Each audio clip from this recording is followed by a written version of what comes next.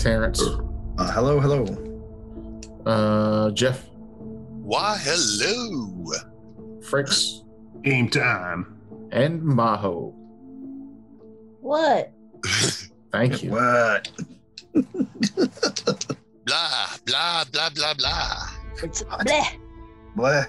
Blah to everyone. Blah. All right, you damned souls. Welcome back. Where did we leave off? Last I remember, we killed a bunch of ghoul children. We were downstairs in the pit, going underneath the shed area. Correct. Yeah. And we went down the long hallway and had to turn back up and go down into the pit. That's right. Which then deposited us at a doorway where they asked us a password to enter, and the wraith just laughed at us. And I rolled a nat 20 on that charisma check. Okay. Hey, is that true? Sure. And before he rolls that, I look at the wraith and go, would it be interesting if you gave us a hint or riddle that would help us solve this password to show your vast intellectual superiority over us? That does sound interesting, the Wraith says, but the DM didn't think of that beforehand, so jack off motion. That does sound interesting, but I hate riddles. All right, They're boring. Are you ready? Yeah. All right. Go. I'm convincing you.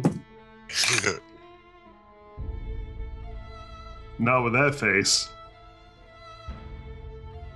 I seriously doubt a 13. You try to force the Wraith into giving you the password. The Wraith smirks and begins to chuckle lowly. His form begins to distort, and the horrible visage that you saw upstairs as it was wandering around aimlessly kind of reasserts dominance for a moment. And then it catches itself, and it becomes more human-looking in shape. And oh, no. I can't let that happen. You're going to have to fight your way through, I'm afraid. Because I have a 23. Yeah. You know, with a nat 20, I would have only beat him by 1. Should have just let me have that nat 20. Yeah, because the spell just makes him a friend. But he can still be a dick. Yes, he's which I think is what's happening. And, this is how this person treated friends. Yeah. I was kind of assuming that was the case. This is why I like my giant crawling hand, because he has the intelligence of a smart dog. I can convince him to do things. The voice sounds through the room again. You have 5 seconds to render up a password, or you're going to die. The Wraith points up and smiles. That's me. It's a lovely recording you have of yourself there. Yeah, it's one of our best. Kirk von Joneman is the best. Password accepted.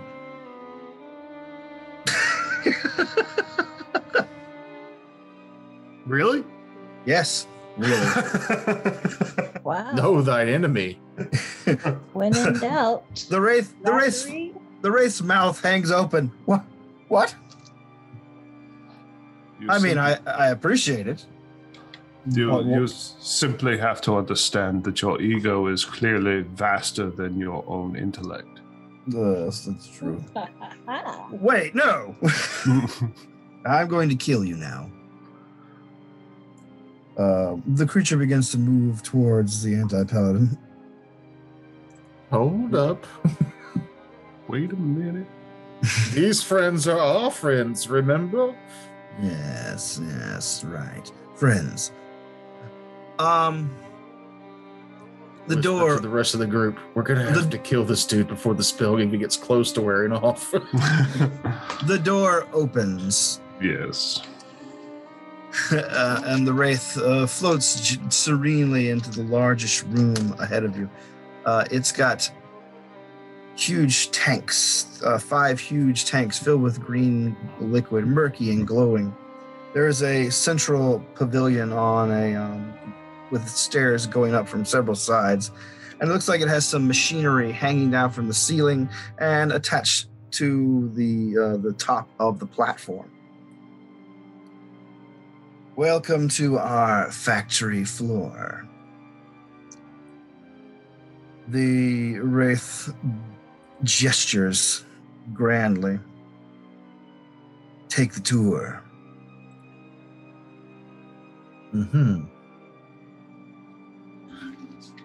The like I said, the room itself is pretty large, and if you're consulting the map, you can see the huge tanks. Liquid. Is there anything in the tanks other than the liquid that we can discern? You can hardly see in them, but occasionally you'll see a form moving slowly amongst the murk.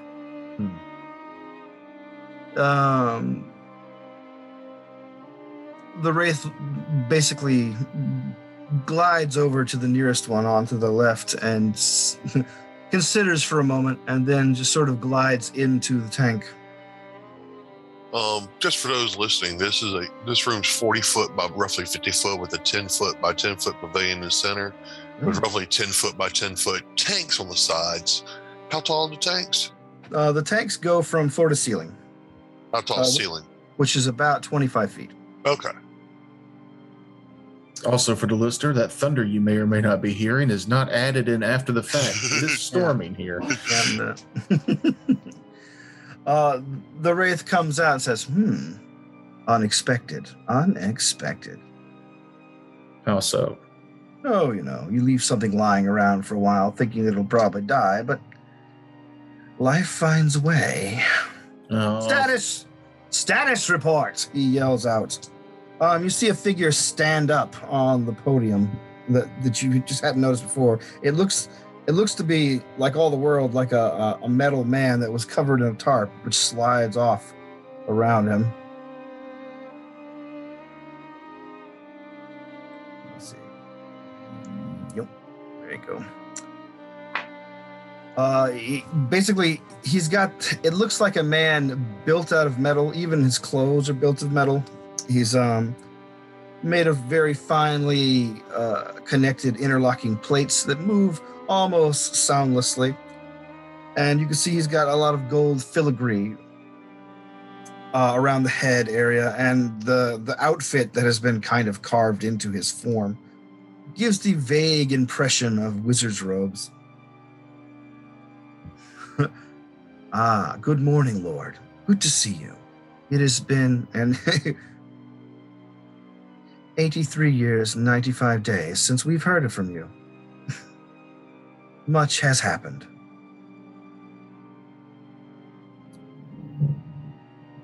The wraith smiles. See. Start from the last day you saw me and keep going. And then suddenly the creature begins to start just bellowing out tank numbers and then statuses, heart rate, growth percentages, things like that. And it just keeps going on and on and on about this over and over again, naming different tanks. He'll do this for a long time, but that should keep him occupied. He's programmed to do complete orders. Once you ask them. Could Dalkos go over and look in the tanks? Sure. Oh, I forget that I can do that myself. I will move over to this tank and look inside. You see murky forms in there. You wait a few minutes, they swim around a little, and finally one gets close enough to where it's not quite so obscured by the glowing whatever liquid in there. and it appears to be like it looks like a mermaid, basically. The merman. No, only except for the typical human upper torso. It's a sort of a like an almost genderless figure with no eyes, just an incredibly wide mouth on the head. Is there any knowledge roll that I can do on this, or is this completely Arcane? I have that. But you have a pretty low chance. I'm just letting you know. Well, then I have a pretty low chance. Ooh, 19 on the die for a 20. You're guessing that they have been mutating mermaids. This looks like a mutated mermaid. The wraith calls out, "No, feeder fish," and then you guys see as he behind Dalkos, the mer creature that is swimming close to the tank disappears in a brief cloud of blood as a massive mouth just devours her. Oh. Gross. These are spatially transcendent tanks that we use for the big experiments. And that creature that I just looked at, how was it? A medium-sized creature, a person-sized? Oh yes, once they're this close, they look. The perspective kind of clears up. Can I translate? Does that mean the insides of the tanks way larger than than it appears from the outside? Oh yes. Their own pocket demiplanes, basically. Doctor Who reference? yeah, I guess so. It's just the word that makes the most sense in this context. But yes, It's bigger on the inside. Tanks of holding. Oh yes, very expensive, very, very cutting edge. And we are here to examine the... Don't know why I'm talking like Dalkos. We're here to find the secrets, right? Yeah, you're just here to see if there's any documentation. They know they made monsters down here, but you're guessing that the monks assumed it was a much more arcane process. You've seen hardly any signs of magical stuff going on here. I'm assuming this is more of an alchemical process. Yeah, to your mind, yes. Everything here looks like some sort of really highly advanced form of alchemy. I do have craft alchemy. Okay. Well, definitely not as good as our compatriot, but No, I don't do any of this mess. Go ahead, sorry. let me real quick just so I'm assuming, like, yes, you said the monks would probably want literature that has to do with this. Our Lord would like to actually have these facilities, so this might be a good thing for us to scout out, no matter what. Well, he can't have it. It's mine. Well, who says you can't still continue what doing it? I like it how it is. Do we need to remind you that you are no longer living? Do I need to remind you that you're having a conversation with me? Touche. Dalkos is pacing around the room, looking at all the tanks, just exploring the area. Okay. Are you going down that far? Yep. All right. One tank seems to glow a little brighter than the others. And that's the one at the back there behind the podium. I'll look at it. All right. You get closer and you realize the murky greenness is not as complete as the others. It is basically like a gel wall of murk, green murk. It doesn't move so much as it undulates, and you can see that there is light on the other side. Dim, weird light, but definitely not liquid.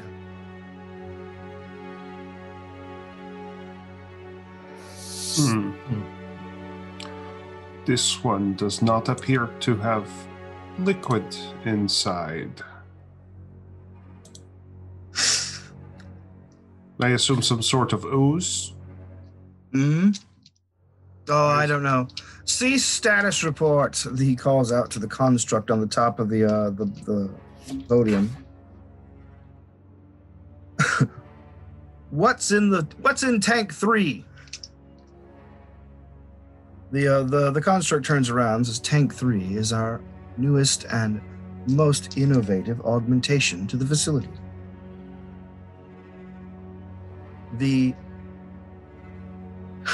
Hold on. Yeah. The underworld habitat tank.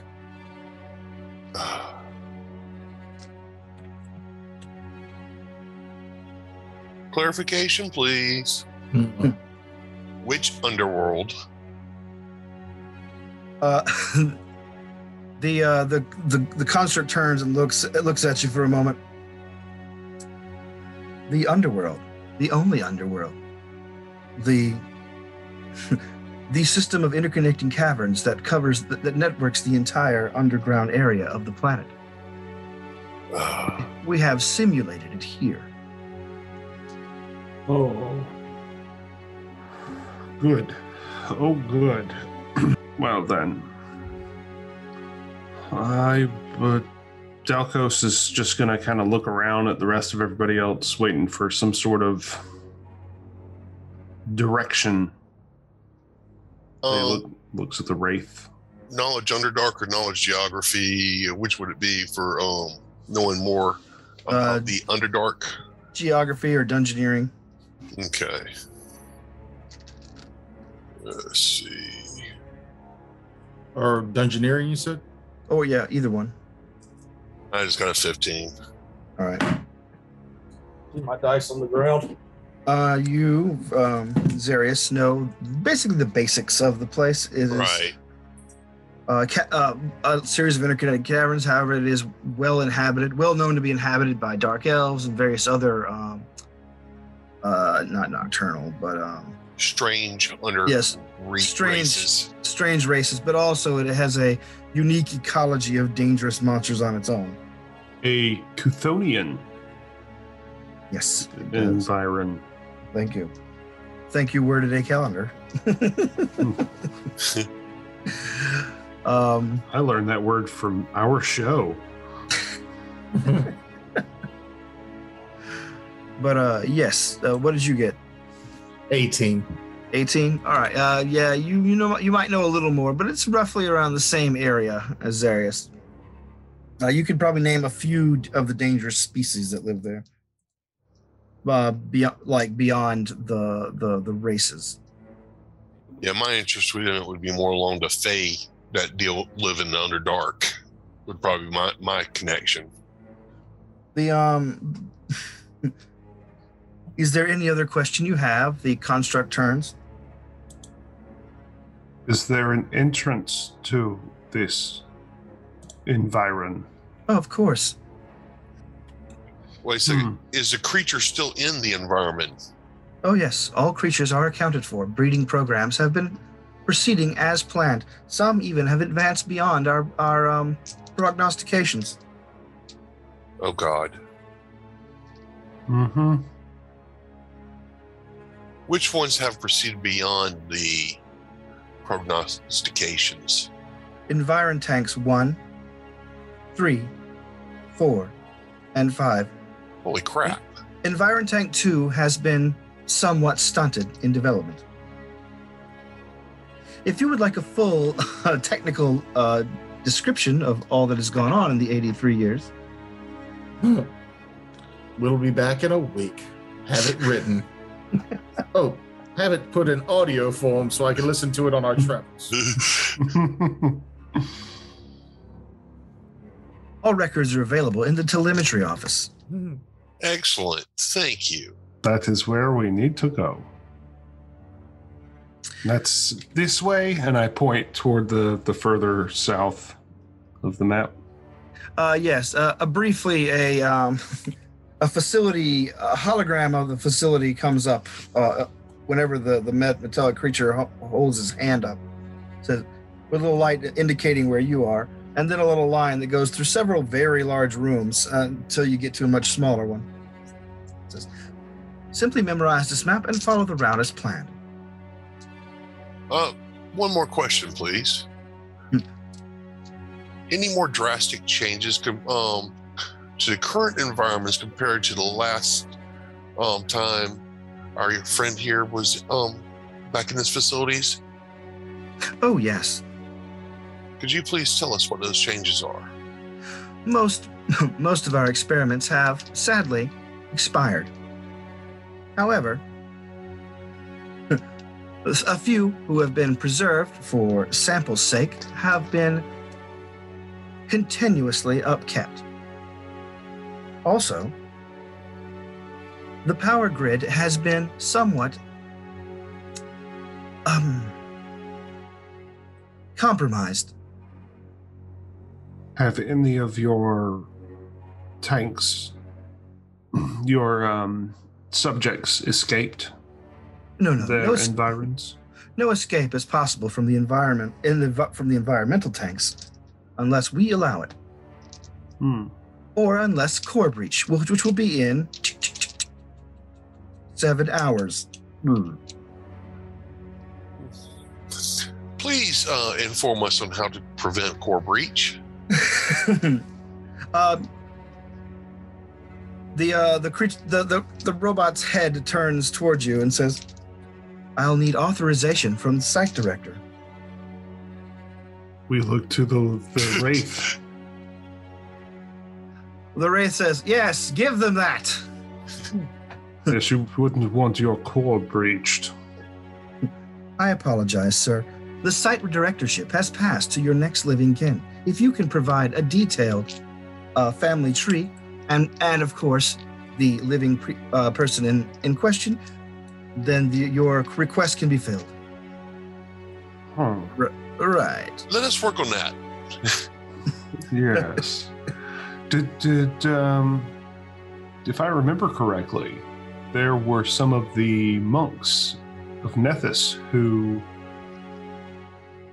had ties to the von Gonerman line, if I'm not mistaken. No, I'm pretty sure our friend right over here that controls undead is a very good descendant of that line. Me? Yes. We just have to draw the family tree.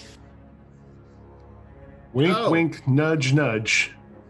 Yeah, I assume this isn't something I could lie through. I figured this would be like a DNA test. Find out I'm 100% that bitch. Well, you're using while a lot of stuff in here is anachronistic. Coming from you, however, I'm going to have to veto the DNA reference until you learn more about the facility. But the construct looks back and forth amongst all of you and says, sorry. Okay. Before you go any further, I'll need you to display a visitor's pass. Have we seen one? No. I whip out a sheet of paper, forge visitor's pass, and we'll display it quickly. Pull the old Parks and Rec joke, just hand him a note, says, Absolutely. I do what I want. Yeah, I do what I want. That's what linguistics is for, correct? That is what. Yeah. Linguistics is how you forge stuff, but forging stuff right in front of your mark might be a bit of a giveaway. What? If we have the wraith tell us what the visitor's pass looks like, it would technically be an official visitor's pass. Yeah, I suppose so. I could illusion us one, There you go. Or but I would need to know what it looks like. Yes. The wraith, after hearing you guys discuss it, says, "I don't know. I never had one. I never even saw one. Real quick, can I ask the facility? I'm not a visitor." I'd like to ask the facility one quick question. Sure. What happens if there is no living relative anymore?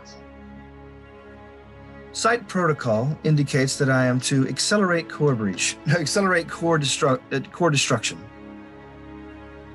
Well, that sounds bad. Now, do you, asking this, do you wish to have the core breached? Or would you like to continue your experimentations? Experimentation is my entire purpose, sir. Excellent. And we're only the only difference between a living relative and a non-living relative, but one that's intelligent that could actually continue to actually run the experimentations, is right here. So would it not be in the best interest of the whole facilities to allow this to continue on with at least one that was a member of this place? You make a very logical argument, sir. However, protocols are ironclad. I have a question. Will the core breach without you, or are you in charge of the core breach? I am currently maintaining emergency maintenance protocols. However, it has become somewhat difficult of late. So if you, let's just say, that something unforeseen and terrible were to happen to you, then the core would breach still? Timeline would likely accelerate by 53.7777925%. Okay. Another quick question for you. What would happen if the facilities was reset? Reset, basically back to blank status, original status, to where we could actually change ownership if we were to reset. That would require you to get into the master control room and undertake Ritual 43. And Ritual 43 would be located in that place where we could figure it out? Unknown, sir. Look at the wraith. Ritual 43, please. Ritual 43 happened when I was freaking 10. How the hell would I know? Would you know where we might be able to find Ritual 43 at? Where did Father die? He probably died down here. Yes, I know exactly where to find it. Right. Well, we can't proceed without a visitor's pass unless we take out this metal man. But if we do that, then the core breach will happen faster. He just asked us for the visitor's pass. He said he would not let us proceed without it. Did he say that? He just asked us for it. No, he said you cannot proceed without a visitor's pass. Oh, okay. Well, I'm going to sit down and fabricate a visitor's pass and hand it to him. Can't hurt. You're going to step out into the hallway and do such a thing? Well, I mean, logically, it doesn't make a difference. I mean, logically, I'm thinking that from a abstract, logical point of view, it does not matter where it was done at, as long as he receives a visitor's pass. It doesn't matter if it was done right in front of him. A visitor's pass is still a visitor's pass. But it needs to be done correctly, and the only one who has knowledge of, or the wraith has never seen one. Do you mind showing a display of what a visitor's pass would look like, so we can make sure we do give you a correct one? Let's see. The construct turns toward you and says, "I'm sorry. That violates our security protocols." Well, then how can we make sure we give you the correct one? Today's visitor pass is auto-generated in the master control room. So to get the visitor's pass, we'd have to get past you to get the visitor's pass to bring back to you. That seems to be the case, sir. So do you mind if we go get our visitor's pass so we can bring it back to you? You cannot proceed further without a visitor's pass. Even if you were to go with us? I'm sorry, sir. I'm very busy. Oh, God. The wraith rolls aside. Oh, this again. Dalkos is going to go to Valric.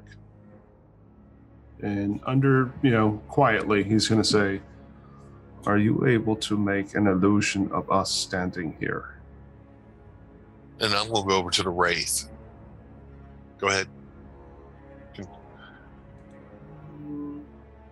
Because if we can fool this metal man into thinking that we're still standing here, perhaps we can slip past him and go get our visitor's pass, whatever that is.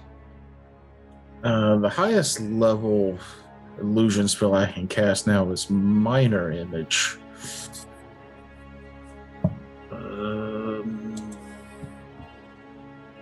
going to go ask the wraith real quick. Is there a question that you could ask this construct that would basically keep it so occupied that it would not be able to react until it finished the actual question?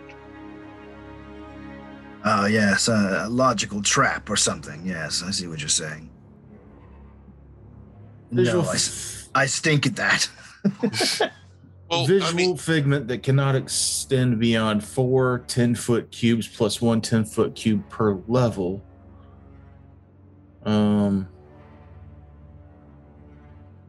So I'm a 5th level wizard, so that's 10, 4, 5, 6, 7, 8, 9 10-foot cubes. I guess the question is, will an illusion affect the construct's mind? it would, because it's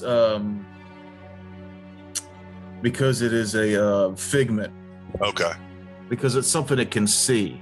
Right. If it interacted with it, it would automatically pass the will save, because it's a construct. But that's where you get into the, like, how do you fuck a zombie over when they're immune to mind affectings? Is you use figment illusions, because they can see the guy running with the brains falling out of his head, but it's not until they catch the illusion that they realize that it's fake. Just a guy with a really big brain. Make it run that way. I can do minor image. I guess this is kind of a GM call, because the spell creates a visual illusion of an object, creature, or force, and this would be me creating multiple ones, but stagnant. I don't know if the context of the spell allows for, because I think there's a higher level spell for creating multiple illusions. So you create one illusion that just looks like all of us, like a poster of all of us. That's one image. The illusion of a group photo. Yeah, Yes. a cardboard cutout. Yes, exactly. I could do that, but we'll have to see. I'll let it go if it's something that's just gonna be, like, say, occupying the same 10-foot square. They all have to be in proximity. Let's go. Okay. While he's doing that, I'm going to turn to the construct and go. Earlier, you were asked to actually give us the vitals of the creatures in the tanks since the last 70 years ago when he was last here.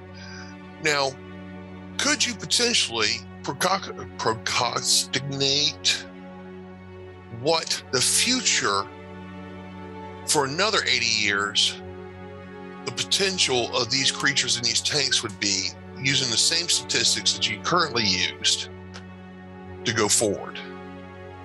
Certainly, sir. Environ tanks 1 through 5. Death.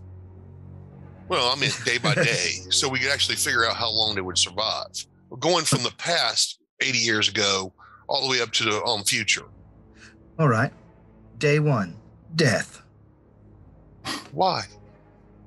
Core breach is imminent within 7 point. Well, what about the past? You didn't actually give us the past data. I was told to waive that. Okay. Hey, Kirk, Lord von Goneman, would you ask him to repeat everything from the past 80 years again? So that we can stop this core breach from happening. The wraith leans down and says, "Okay." Facility chief, can I get a full report since my last visit? The construct turns toward him, and you see like its eyes kind of flicker for a moment and says, "No, you little bastard." You're not liked by anyone. That is funny, but this does not solve our issue in the least. The construct continues to go on. It says, "Sorry, sir, I will begin with day 1." And then it goes, "Day 1. The day we had you, I should have strangled you, you little coward." Is that a different voice? Yes, it's making an entirely different voice. It's the father. That wouldn't by chance be your father, would it? Oh my God. You don't think he still exists, does he, in some form similar to yours? Well, let's see. You have to have a, to end up as, say, a ghost or a wraith or a specter, you need to have some sort of horrible trauma, terrible death, an iron will, So, a hatred for all life. Oh my God, he's guaranteed to be a ghost. okay, excellent. Let's continue onward. Hi, Father. The construct stops responding in that way and begins to count down the days as ordered. Oh. Okay, let's cast this illusion and let's move. Sounds good to me. Oh, I cast an illusion. All right, you cast an illusion. Now, how are the rest of you going to, So if we all just leave, right? Yeah. I can cast the illusion that we've come back. That we're standing there. Sure. To let's see. This room's fairly large. Yes. Yeah. So I can cast the illusion to like either the left or the right of the room. I'll even include Kurt in that illusion, and then Very gracious of you. I will ghost sound Kurt talking and asking him, please repeat the question. Please repeat the report from however long ago it was. Yeah. And set that to I can't set it to a timer yet, but I could do that to get the construct's attention away from that side of the room, and then we can run around the other side. And I guess that's what I'm trying to get at. Okay. So it requires 2 spells. I'll do minor image, and then ghost sound to get the attention away from. Though the ghost sound will give a will save. All right. So you guys all nip out into the hall. You creep back up there. Valric, cast your spell that you guys have re-entered the room. Would a magic mouth work better? It would probably work better because Ghost Town's not supposed to say words, I don't think. Well, how about I can set up a magic mouth. Yeah, that'd probably be better. Like a weird clutch cargo mouth right on the ghost. Yeah, I wasn't sure because it's like you can produce as much noise as for normal humans. It just Oh, okay. But I just wasn't sure if it could actually. I don't know if it could do intelligible speech. it was like thus talking, singing, shouting, walking, marching, or running sounds can be created. Oh, okay, cool. But it's only 1 round per. Well, no, so it would be for 5 rounds. I could do it. I don't know how long your magic mouth would work. Magic mouth can be Permanent, 25 words, and it can be delivered over a period of 10 minutes. Yeah, do that one. And do we need to go north or south to get out of here? North is the way you came in. South is Okay. the Yeah, way so we would all- further into the facility. We'd all go north like we left. Then I'd throw in my illusion. Jeff will magic mouth it. Once the construct's looking at the illusions, we'll Scooby-Doo it on the other side of the room. And I can chain a magic mouth to another magic mouth. So by the time it finishes the 25 words, that would trigger the next magic mouth to go. Alrighty. So technically we can effectively go up to 20 minutes with magic mouths and a total of 50 words. All right. Okay, so you cast your spell.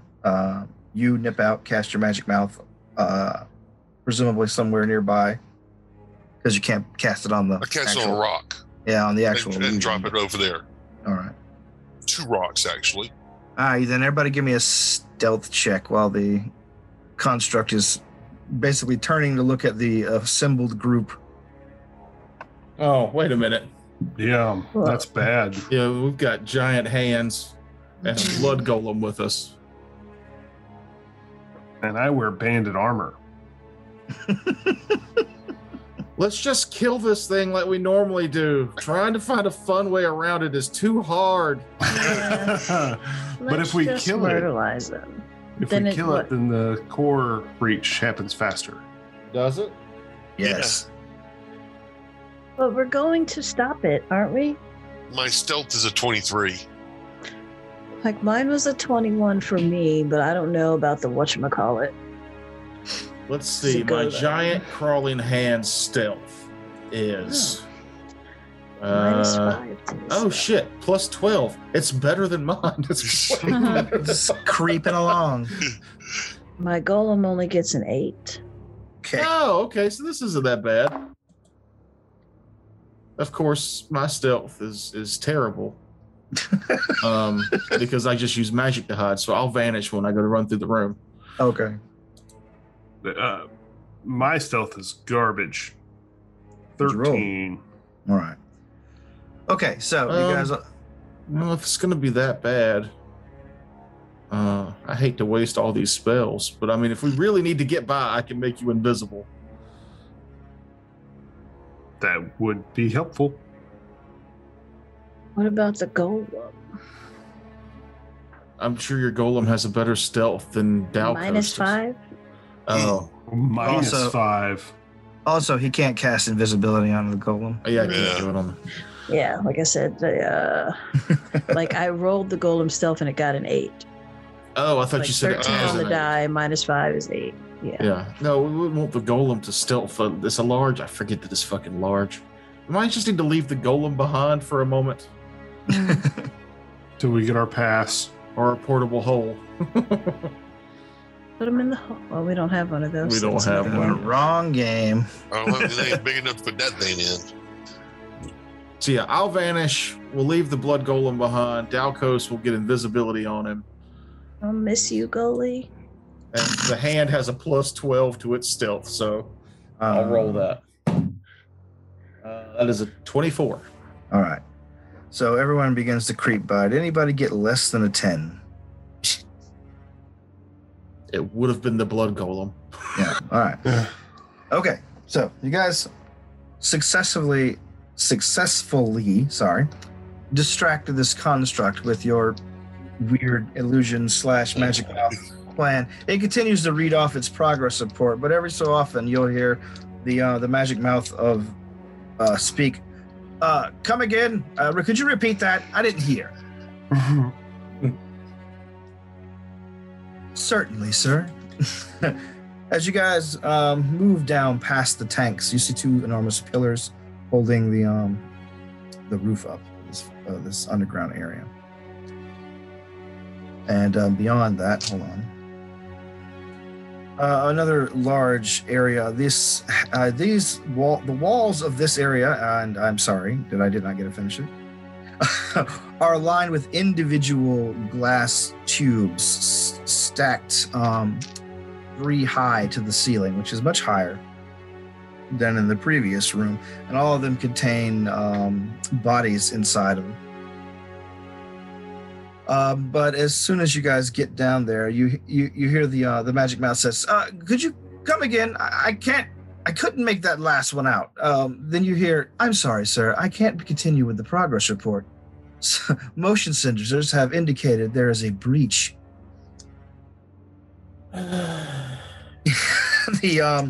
The construct stops what it's doing, and you guys see it swing around, and with its arms out, suddenly there's a lot of klaxons and flashing red lights all over everywhere. Oh, shit. The tank nearest to you, the Underdark Environ tank, you see it iris open, and 2 creatures step out. Security measures activated. Summoning experiments, and it gives a long string of numbers. Some tokens. Damn it, we were being creative. You were being creative. I applaud you. Here's a combat for your troubles. Enjoy. You like combat. Shut up. I do. I do. Good news is now you can bring Goalie in. I wanted to kill that construct 10 minutes into its first conversation. Let Jeff have his fun. All right. So where's the construct token? It's all taxes and road construction again. Oh, sorry. Where's the golem token at? You have one. That's the big one there, I think. Oh, okay. Well then. I think it would have been back further though, right? Yeah, it'd probably be in the door. Yeah. Okay. So yeah, we'll start it there. Where's your hand at? Down there beside you. Yeah, bottom left. All right. What steps out of the hole appear to be green-skinned men dressed in loose-fitting clothing. Looks like it's made of like very thin, supple leathers. Some of the leathers have tufts of hair, as if they were like they're clearly the skins of other humanoids.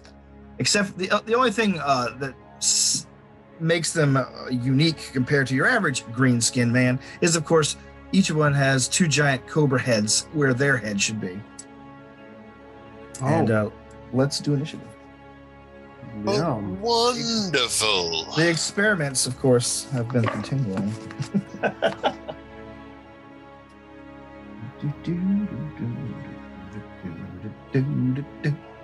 Sorry. I will not hum. Did Doug attack us? Yes, Doug and pork chop. I cast patty mayonnaise. Somatic components are Skeeter. In his guise as Quail Man. Right, I didn't watch a lot of Doug, but for some reason those character names have really stuck with me throughout the years. They're memorable. They had like a Marvel Comics quality to them. See, me, I was kind of hoping it would be Rocco. Didn't like Rocco's show very much. He was a sex phone operator. It's true.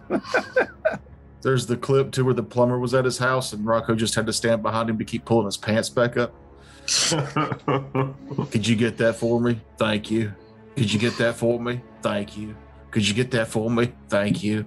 All right, let's do initiatives. Give me initiatives, Zarius. Oh, 7. You suck. Yeah. Let's see, Dalkos. Dalkos, 13 on the die for a 14. Valric. 21.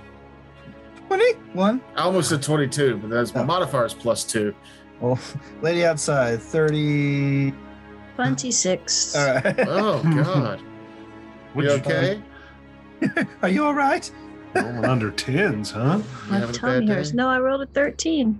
Oh. And I got plus 13. All right. That's 26.